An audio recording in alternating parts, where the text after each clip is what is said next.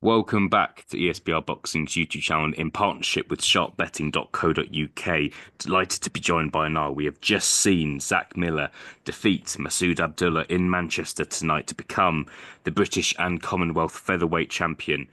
Niall, good to be joined by you as always. This is an upset. That's what I want to kind of start off with. He's a Manchester boy, but Masood Abdullah was the favourite to win this fight, but that's not what happened. A very close fight, a good fight. Give us your instant reaction to what we've just seen, please.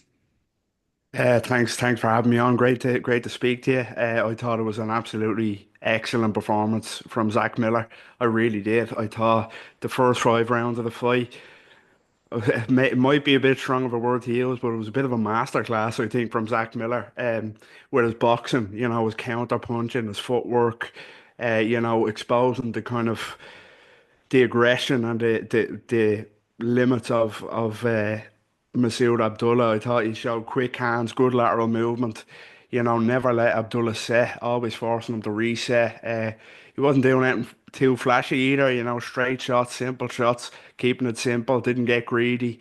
So I thought the first 5 rounds are phenomenal boxing, real clinic, and then he proved in the second half of the fight, for me, and a lot of people, that he could dig in as well. When Abdullah started to grow into the fight more, be more aggressive, target the body, have more success, looking like the tide was turning. But Miller dug in, proved that he could kind of grit it out and still manage to win enough rounds to get it done. So yeah, he proved a lot tonight, Zach Miller. Absolutely excellent performance. Yeah, look, he was fantastic. Got kind of three or four fights ahead of us, haven't we? So it was a good introduction to what I think could be quite a late night if you consider who else is on the card. Want to touch on the scorecards as well, Niall. All three very close. Mark Bates had it a draw, 114 each. Steve Gray, 115, 114, and Victor Loughlin, 115, 113. I don't think there's going to be that many complaints about the scorecards. They were all very close. You might have some people out there who thought Masood Abdullah nicked it, but this definitely isn't a robbery. Did you have a scorecard in mind, and how would you? Obviously, this could have another time was fairly close to being a draw. How would you have felt if it had been a draw? I suppose I couldn't have complained with a draw. It was a real fight of two halves, as we discussed before. The first half was all Miller. Second half, Abdullah really grew into it. Personally, watching it live there, I had it 115, 113 Miller. So one of the judges agreed with that. I know Carl Frampton's scorecard had Abdullah winning it. He didn't do enough for me. He didn't, judging by Miller's start and the rounds that he banked, Abdullah didn't kind of win enough rounds in the second half of the fight to nick it from me. But if he had got it, it wouldn't have been a robbery, in my opinion. A very close fight. Can't have too much arguments with the scorecards, because I did have a 115, 113, Zach Miller, personally. Yeah, yeah. No, I don't think many people would disagree with you. I think, look, had a quick look on Twitter before I came to the call, and the vast majority of people I think had Zach Miller winning the fight.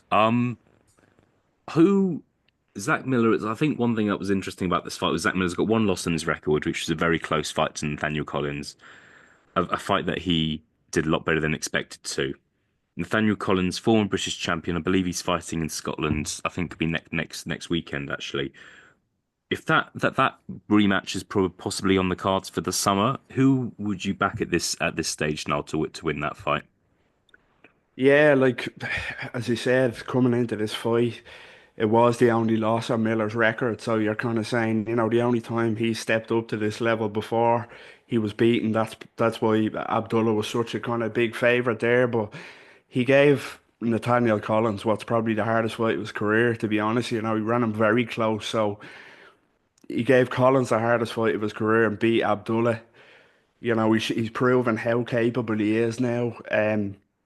I think tonight he fought the fight of his life tonight on all aspects. So I think if he fought like he did tonight against Nathaniel Collins, I think he could very well get the win. Obviously, Nathaniel Collins, I think, is a better fighter than Masood Abdullah personally, but Yeah, I'd love to see the rematch. This time with Miller as champion, roles reversed, British and Commonwealth champion. So I think, the rematch is what makes sense. If I had to pick a winner, I'd go Nathaniel Collins. I just think Collins is still a bit too quick and too clever and not as, I don't want to say limited, but he's a bit more versatile than MASOOD Abdullah in my opinion. So I'd go for Nathaniel Collins, but yeah, it'd be very close again, in my opinion. I would love to see it, and if not, it'd be really interesting to see what's next for Zach Miller. Yeah, look, fantastic. I feel like it's such a fantastic domestic division, isn't it? Whether it's obviously we had Lee McGregor and Isaac Lowe fight each other a couple of months ago. Reece Edwards and Peter McGrail fought a couple of months ago. It's just fantastic. I think there's so many kind of possibilities now for Zach Miller. And he's got a good little fan base behind him. One thing I'd say is I would love him to keep on fighting in Manchester. If someone kind he's clearly got people who are loyal to him, and yeah, I would love him to maybe kind of headline his a show of his own in the next 12 months. But we will see. He is now the British and Commonwealth champion. He has defeated MASOOD Abdullah tonight in Manchester, and we will see what is next for him. Niall, thank you very much for your time. Thank you for joining me, and I'll speak to you again very, very soon. Thanks a lot.